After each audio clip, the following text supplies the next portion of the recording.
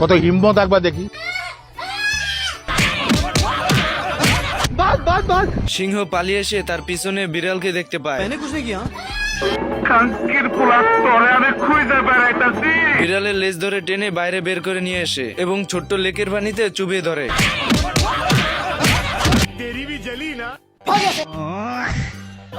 এরপর এ পাখিটিকে দেখতে পায়। পাখিটিকে ধরার জন্য বিড়াল খাবারের গাড়ির ভিতর লুকিয়ে পড়ে। একটি লোক আসে গাড়িটি চালিয়ে নিয়ে যায় প্রাণীদের খাবার দেওয়ার জন্য। আচ্ছা, কে সংসারে আগুন লাগাবে 10 টাকায়? আরে এ তো খাবারের সঙ্গে সঙ্গে বিড়ালকেও খেতে দিয়ে দিল। গাঁজা খাস নাকি? না, গাঁজা গাঁজা তো খাই না, আমি সিদ্ধি খাই মাঝে মধ্যে। সুটিয়ে লাল করে দেবো, নোংরামি বার করে দেবো। বন্ধুরা, এই পাখিটি হাতি দেখতে এসে হাতির জন্য কিছু খাবার নিয়ে আসে এবং হাতিকে খেতে বলে হাতি খাবারের সঙ্গে পাখিটিকেও খেয়ে ফেলে। আর মানুষ পান না, বারবার শুধু আমার উপরে। ये सब क्या देखना पड़ रहा है?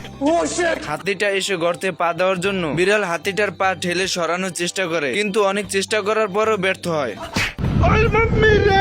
হাতিকে ভয় দেখানোর জন্য বিড়াল একটি খেলনা ইঁদুর নিয়ে আসে এবং হাতিকে ডেকে বলে,